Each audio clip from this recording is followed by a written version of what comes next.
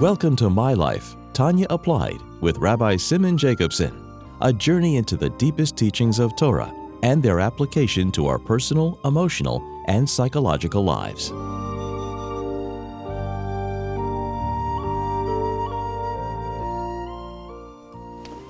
A guten Moed. We continue our journey in the life-changing Sefer Tanya. This program is made possible by Arena Lights LLC, and it's in honor and memory of Rabbi Yosef Halevi Weinberg Olav Shalom, Rabbi Moshe Pinchas HaKohen Katz Olav Shalom, Rabbi Yael HaKohen Kana Olav Shalom. And it's also in schus and merit of Rabbi Zevi Cheskel HaKohen and Risha Katz Le'erich Yomim V'Shonim Tevis for many long, healthy years. So we are in the middle of Perek Chof Ches, chapter 28, where the Alter Rebbe is continuing his discussion to make sure that our own negative attitudes about things that we think about in a negative way about ourselves do not bring us down, to not allow us to really realize and actualize our great potential, which he categorizes in the general category of atzvus. If you start thinking about, in this case, you think about the negative thoughts you have during davening, during learning, so that can weaken you to the point where you feel, your tefillah is not worthy. It means your tefillah is not a proper davening. Says the Alter Rebbe, no. That's a toss, that's a mistake. It's coming from the Yetzer Hara and the Nefesh Abamis. It's not coming from your Nefesh Elikis. So if there was only one Nefesh, one soul, and that soul wants to daven, and then you have negative thoughts, so then there can be a consideration, look, you're not on that level. But that's part of the plan. That when the Nefesh Elikis is strong, and it's davening, and the more stronger it gets, the Nefesh Abamis feels threatened, so to speak, and it will strengthen itself to battle and challenge the Nefesh Elikis. So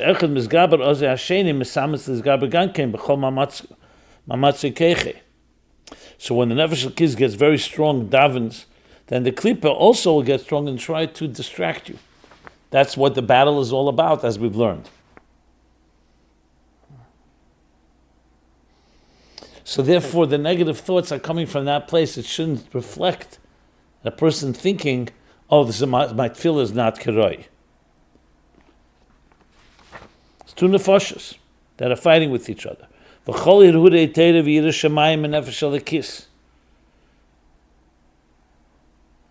the thoughts of Torah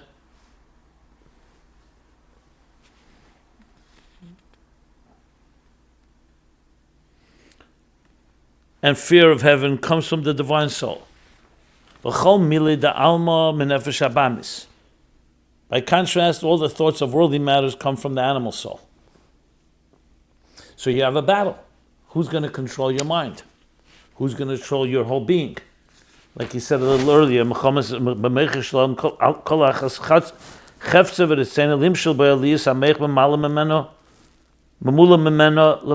each one wants to control, like we learned in chapter 9, the city, in this case, what your focus is going to be. That's the battle. So both of them are in battle with each other. And even though they're two different souls, they engage with each other. This is critical. So the Alter Rebbe now qualifies and says, the divine soul is dressed in the animal soul. Because you could say, two different souls, and they're like two different tracks, and they're both battling. But no, there's one more additional point. The Eibishter made that the Nefesh Elikis manifests within the Nefesh Abamis, melubash bo. As a result, that also explains why you could have negative thoughts in the first place. Because you could say, 1 second, it's one thing during the day when I'm not busy with davening or learning, so then I have negative thoughts. But I'm in the middle of davening and learning, and my Nefesh Elikis is inspired to do exactly that. Where's there room for negative thoughts? But remember, the Nefesh Elikis even though the davening is coming from that place, the Nefesh Elokis manifests within the Nefesh Habamis, meaning the Nefesh Habamis has an impact on it. And that impact is that it's trying to distract and trying to control and disturb the person from their davening. That's where the Alter Rebbe adds this point.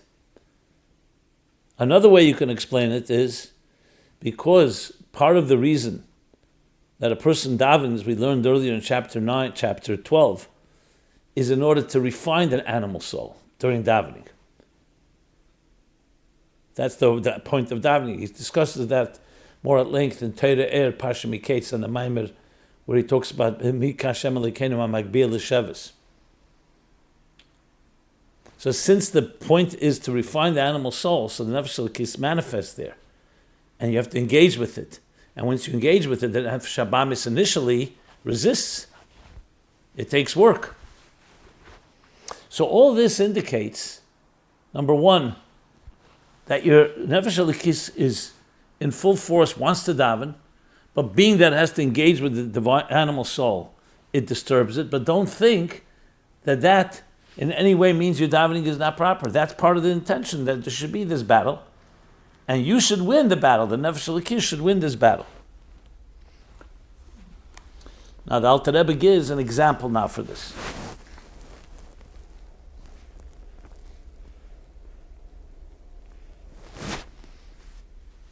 Who?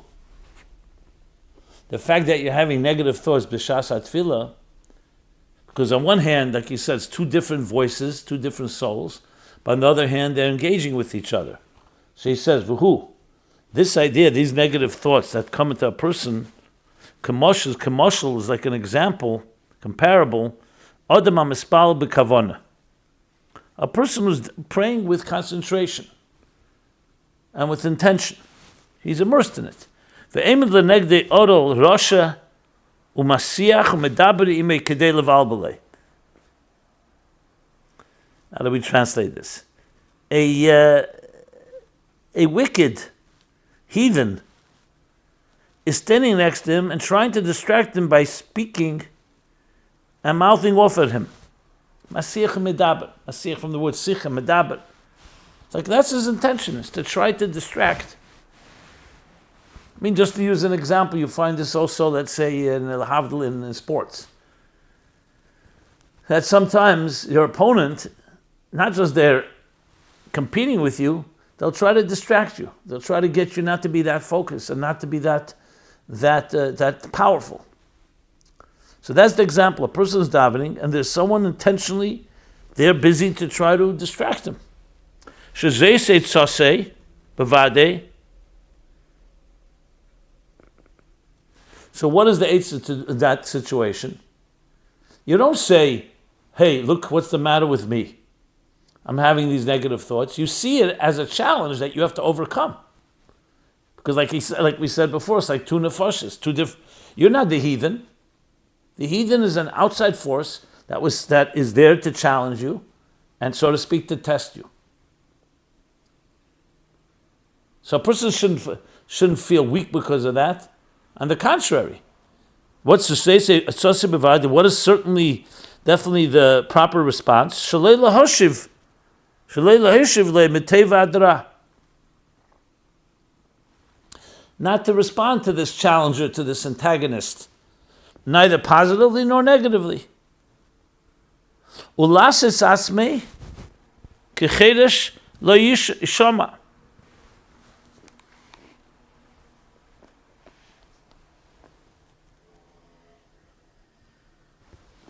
Lo yishma. And to make yourself like a deaf person who does not hear.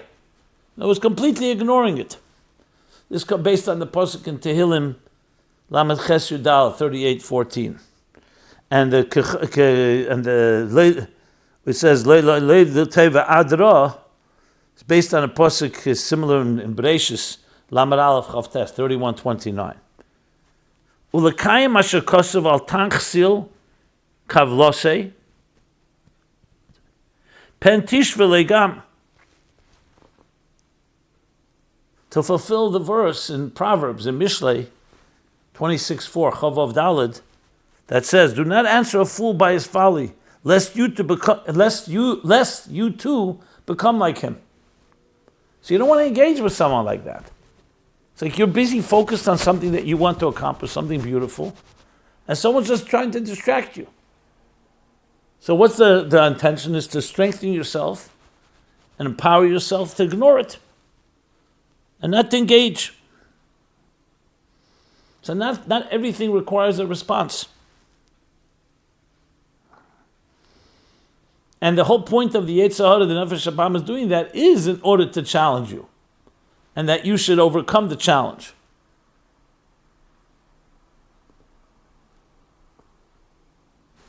So that's an example of the heathen that you should ignore when a person is davening and focusing on davening.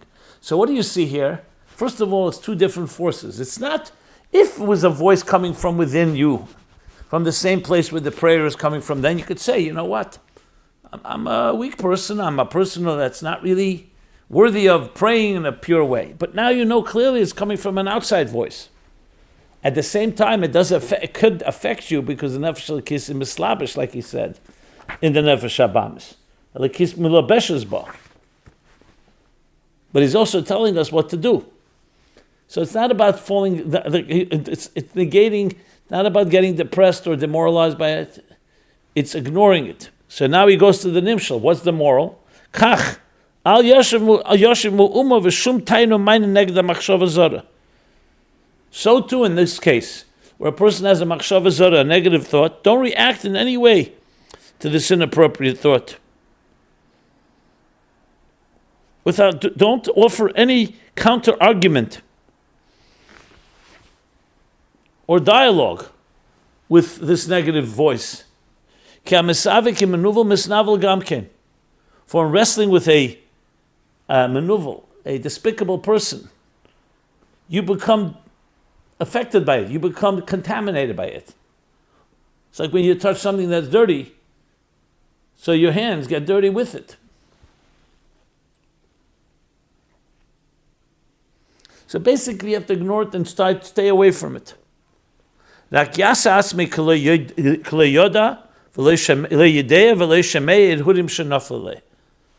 act. The person should just act as if he's unaware of the inappropriate thoughts that arose in his mind, and don't listen to them.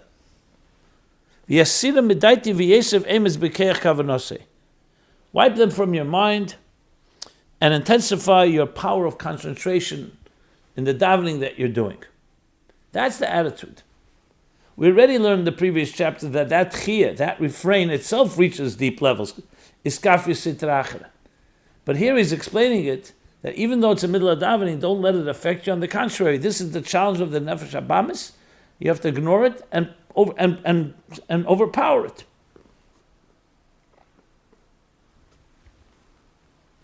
So that is addressing the issue of the negative thoughts that a person has.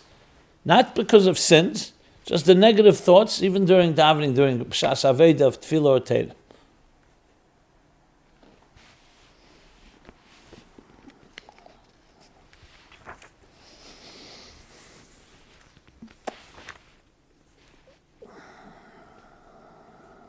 Okay. Now the Alter Rebbe goes on to address, but what happens if it's not so easy to push that away from you? This would be you have the strength of will, the willpower, and the discipline to do exactly that, to push away all these distracting thoughts. What happens if a person doesn't have that strength?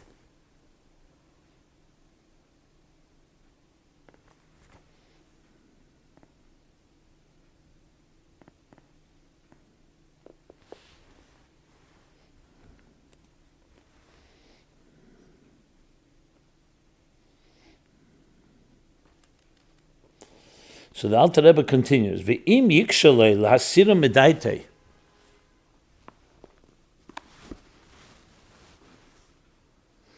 But if the person finds it hard to distract themselves and push aside these negative thoughts from his mind, mepnei sheterdim daitem eid b'chazaka, because they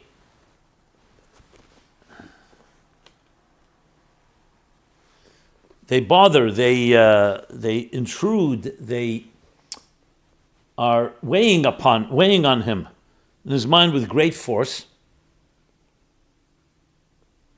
So here the Alter Rebbe is going to give another eitzah, in addition to what we learned till now.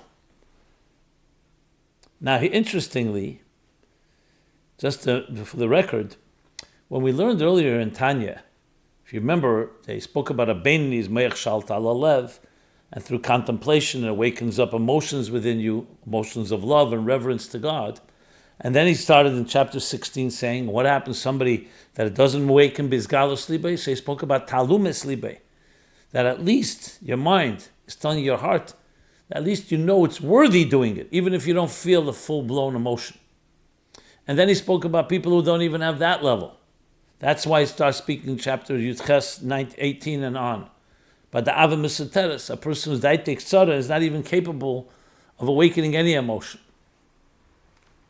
So you have to connect what we're learning now to help us understand what we learned back then there as well. Because why taka do some people not able to awaken an emotion?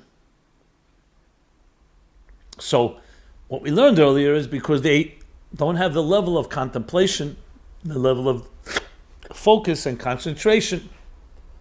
So that's why the Alter Rebbe gives several options.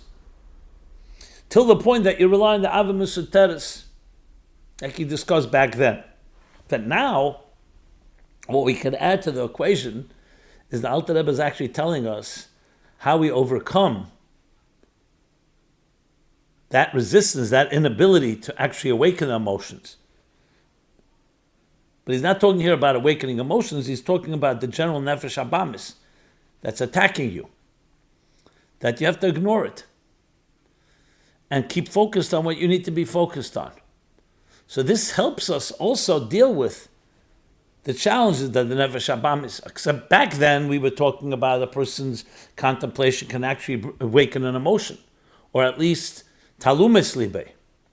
Now he's talking about not about awakening emotion, but how to overcome the nefesh habamis' arguments of trying to distract us.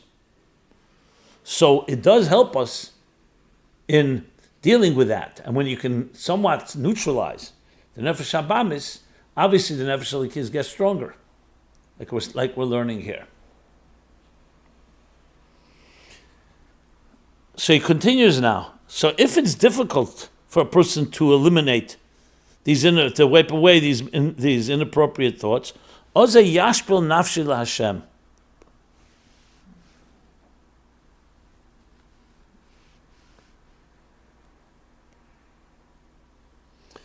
So then a person should humble himself before Hashem. And implore him, meaning him, the Almighty, the God, in your mind, in the person's mind. So there's an additional element to contemplate on, another eitzah that can help give you the strength that you need. L'rachem elov b'rachem of hamarubim. You're imploring God to have pity on you, to have pity on him, and great pity. B'rachem of hamarubim. Karachim of albonim, like the pity of a father on his children. This is from Tehillim, Kuv Gimel, Yud Gimel, 103:13. Hanim shochim b'meche, who are derived from his brain. Because the child is not just a child of the father. The child actually coming from him is like a piece of the DNA of his father's mind, as we learned earlier in chapter 2 in Tanya.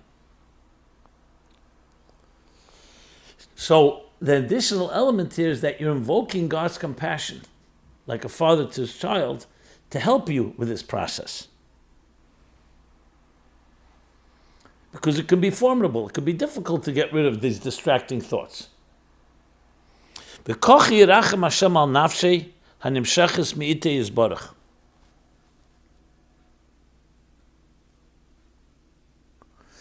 this will in turn cause God to have the same pity on the person's divine soul, which is derived from him. Latzila memayim hazedenim, to save the person from the raging waters. This is in Tehillim Kuf Chav Daled Hey 124:5. The raging waters that are confusing and distracting and disturbing the divine soul, all coming from the animal soul. So this is the additional thing you're invoking.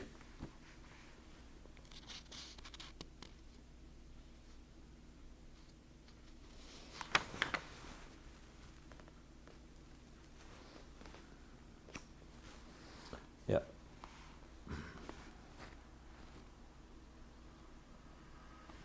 Latzilim amayim azidenim ulamane yasa ki chelik Hashem mamish imay amay.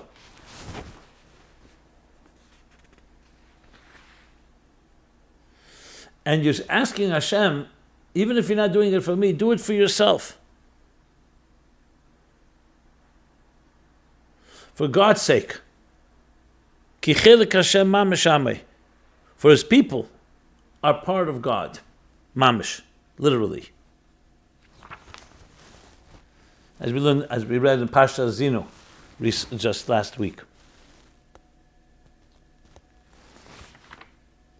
So what you see here, and this ends actually chapter 28. What you see here is that the Alter Rebbe is addressing every angle, every aspect of the negative thoughts. Here we're talking about the negative thoughts that come through davening. And he negates, just to sum up, he negates what's only shaykh to tzaddikim, that to elevate those negative thoughts during davening. That's not for most people. He negates, don't think of yourself as low and worthless as a result. But on the contrary, strengthen yourself. Knowing that's not coming, it's not a reflection on what level you're at. It's a reflection of the nefesh habamis that you have. And finally, he's saying that also implore God to help you in the process, to help give you the compassion needed to help you get through this. So all that combines to empowering a person to not allow negative thoughts to affect him.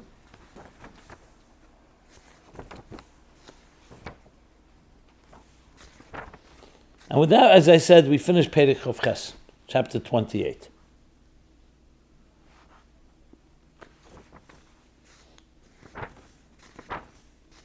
Just to go back, yeah.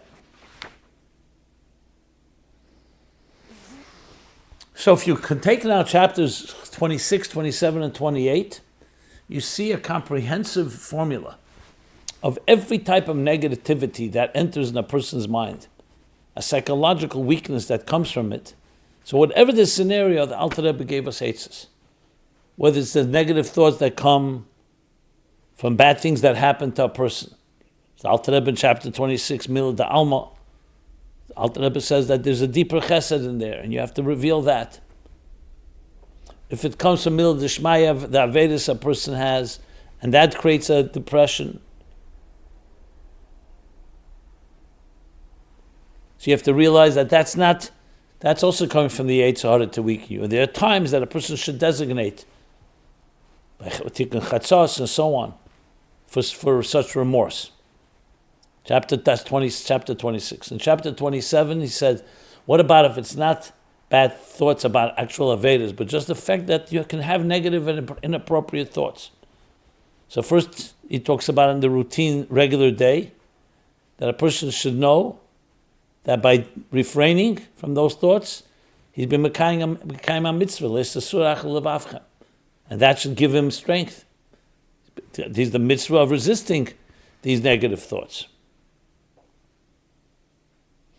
And the whole power that every tchiyah, every form of refrain, restraint, discipline, reaches the deepest levels in Elikus.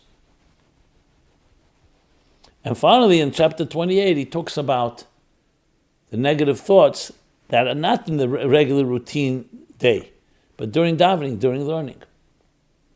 And explains that too should not bring a person down. That's part of the process, that challenge. And he should strengthen himself, realizing that the negative side is strengthening itself when it feels threatened like that. So that too brings out a positive energy in the person. So no matter what negative thing that comes our way, the Alter Rebbe has a response of how to deal with it. And as we discussed, so much in people's growth and healing and traumas and so on, all comes down to negative self-impression, self-image, a low self-esteem, feeling I can't really do it. So Alter Rebbe wants to make sure that there's no possibility of letting such negative thoughts affect you, because they will never bring anything positive. This doesn't mean we shouldn't have remorse. Like he says, there are times for that. But anything that demoralizes us and doesn't allow to do our work, that's the problem. So this is all these last three chapters, Chavov, Chav Zayin, Chav Ches. In the next chapter, he's going to continue about the blockages that people have. Called Timtum Halev, where a person's heart gets blocked from emotional reaction. So this goes further into what he began discussing in chapter 26. And we'll discuss that in the next shir, in the next class. Next classes. So we finished Perek Chav Ches, and it said this is all part of the Korav Elecha Dover Meid, how to access godliness in your life. But we have to also make sure, eliminate negative thoughts that can distract us and don't allow us to do our service. So this is also fitting to the time of the year that we're right now. We're in the middle of Chol HaMoed Sukkos. Zman Simchaseinu. You could say, how could I have simcha when I feel I have so many imperfections, negative thoughts? Says the Alter Rebbe, no, that's the simcha. That the fact that you have them and you can be Mekayim HaMitzvah by ignoring them, by distracting you, by not letting it distract you, by ignoring it and refraining. And furthermore, by recognizing it's coming from the Nefesh Habamis. And there's great simcha when the person is overcoming these challenges, that they can connect to Hashem. So it also helps us understand how a person achieves simcha, not through denial or ignoring, but actually through accessing and recognizing you have a Nefesh Elikis. And yes, you have a Nefesh Habamis that's challenging it. And the stronger your Nefesh Elikis, which is by davening, the more the Nefesh Habamis is going to oppose it. And that's our work, to make sure that we prevail. So with that, we'll conclude Perek Chav Ches. TanyaApplied.com is the website where you can find all these programs and previous programs and ask questions. Everyone, Freilich and Yontif, Freilich and Shmini Atzeres, Simchas Torah. As the Rebbe Rashab says, Friedrich Rebbe quotes that these 48 hours of Shmini Atzeres and Simchas Torah are so rich that if we appreciated it, we would bring barrels to draw these treasures into our lives. So may this really be a Simcha Diki Yontiv, and the Simcha should be Nimshach, should continue and perpetuate through the entire year. Good Yontiv. This has been My Life, Tanya Applied with Rabbi Simon Jacobson. Please join us again next week. Visit ChasidusApplied.com for archived classes and more resources.